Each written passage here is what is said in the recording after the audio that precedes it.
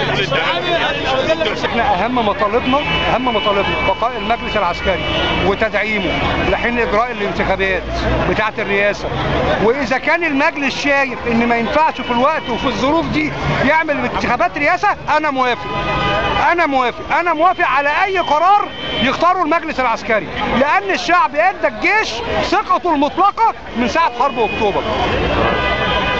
بنطالب امبارح طلعنا بيان وهتلاقيه نزل في الفضائيات النهارده وبعتناه فاكس لوكاله انباء الشرق الاوسط ان احنا بندعم الشرطه في مكافحه الشغب. وخد بالك انا بكررها تاني، بقول لك ان احنا بندعم الشرطه في مكافحه الشغب، واللي في التحرير دول مش ثوار ومش متظاهرين، دول شويه مجرمين ودول شويه بلطجيه وشويه ناس مأجوره، ولا هم عيل عنده 12 سنه و13 سنه و15 سنه دوت ساير على ايه اللي هو شافه ولا ايه اللي هو حضره عشان يقول انا ثوري ولا انا متظاهر ولا دول كلهم فئه مندسه حقيره ليها اجندات اجنبيه.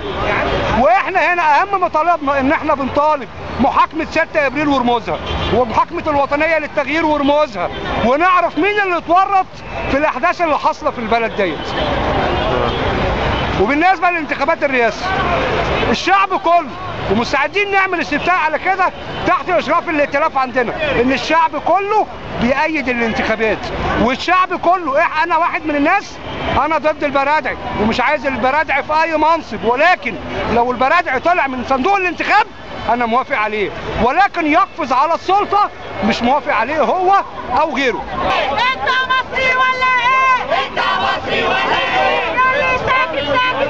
ياللي ساكت ليه؟ انت مصري ولا ايه؟ انت مصري ولا ايه؟ يا بلدي عيني عليكي، يا بلدي عيني عليكي، الكلاب بتولع فيكي، الكلاب بتولع فيكي، استقرار استقرار استقرار استقرار، العالم بتولع